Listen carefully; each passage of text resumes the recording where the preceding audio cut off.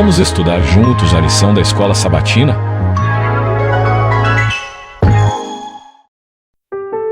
Lição 13.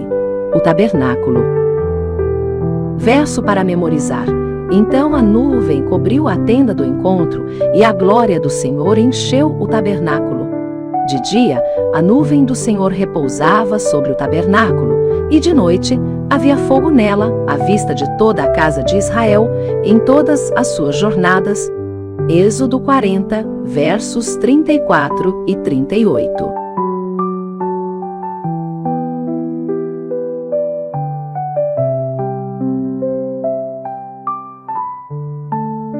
Sexta-feira, 26 de setembro de 2025.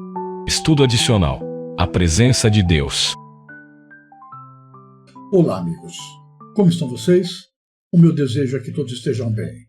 Que nesta hora se sintam carinhosamente abraçados e envolvidos por nosso querido Pai Celestial. E que as mais preciosas bênçãos do Senhor estejam sendo derramadas sem medida sobre toda a sua casa, em cada aspecto da sua vida. Obrigado por estar aqui conosco para juntos dedicarmos os próximos momentos ao estudo da Palavra de Deus através do tema da lição da Escola Sabatina do dia de hoje. Imagine a cena.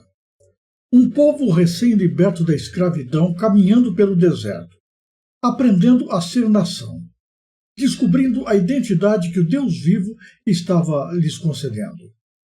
O êxodo do Egito não foi apenas uma fuga, mas um ato de redenção. Deus os libertou com mão poderosa e, em seguida, fez uma aliança com eles. Ele seria o Deus deles e eles o seu povo.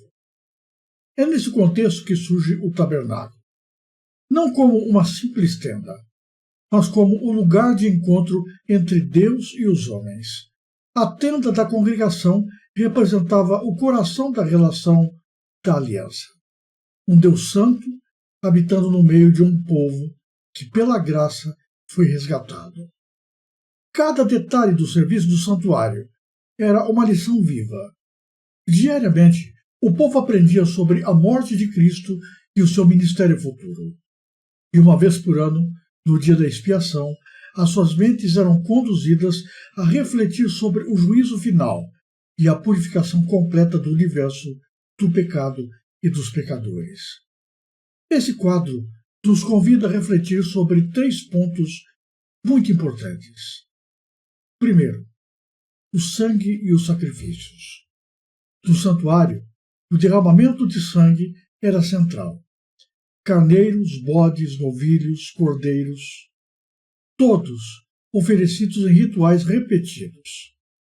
Mas o que significava esse sangue? O sangue simbolizava a vida oferecida em lugar da vida do pecador. Cada animal sacrificado apontava para um sacrifício maior, definitivo, o Cordeiro de Deus que tira o pecado do mundo. Esses rituais não tinham poder em si mesmos. Não eram capazes de remover pecados. Eles eram sombras, apontavam para a cruz. No Calvário, o verdadeiro sacrifício foi feito, e o sangue de Cristo abriu o caminho para a nossa reconciliação com Deus. Segundo ponto importante, o Deus que habita conosco. Pense no que isso significa. O Criador do Universo decidiu habitar em uma tenda, no meio do povo. Essa realidade já era surpreendente. Mas ainda mais impressionante é quando João escreve: o Verbo se fez carne e habitou entre nós. Evangelho de João, capítulo 1, verso 14. No tabernáculo, Deus mostrou que não é um ser distante. Ele quis estar próximo, acessível. E em Cristo, ele deu um passo ainda mais profundo. Se fez um de nós. Mas o amor divino não parou aí. Esse Deus encarnado ofereceu-se como sacrifício, derramando o seu próprio sangue para nos salvar. Isso nos ensina algo extraordinário sobre o caráter de Deus. Ele não apenas deseja a salvação, ele se envolve pessoalmente nela, custe o que custar. O santuário, com seus ritos, com as suas cerimônias, era uma constante pregação do amor divino e do preço da graça. Terceiro ponto, o reflexo do santuário celestial. Quando olhamos para Hebreus 8, versos 1 a 6, percebemos uma conexão ainda mais profunda. O autor nos diz que Cristo é o nosso sumo sacerdote, que ministra hoje no verdadeiro tabernáculo, não feito por mãos humanas, mas estabelecido pelo próprio Senhor dos céus.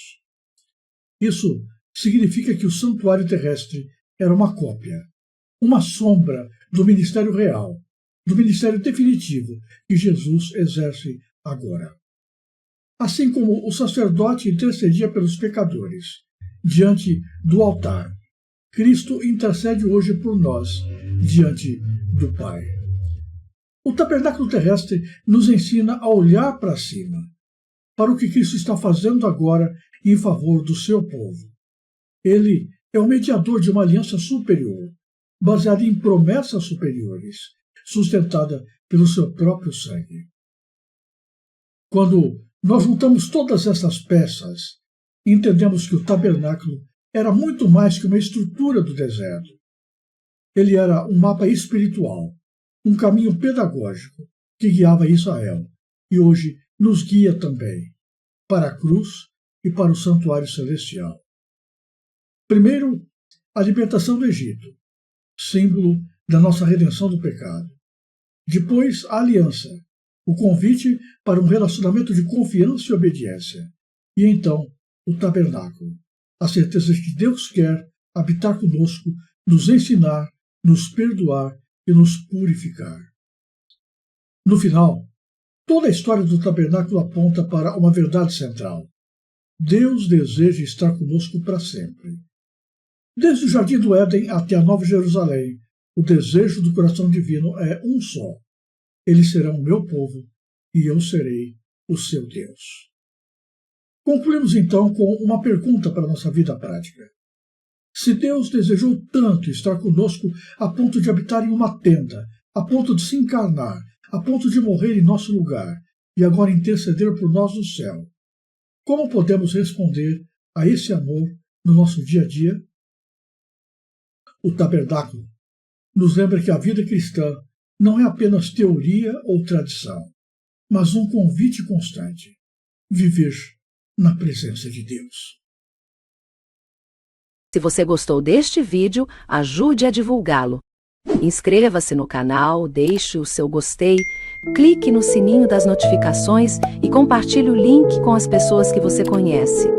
Fale mais de Deus no mundo que quer esquecê-lo. Que Deus abençoe você em cada momento e em todos os lugares.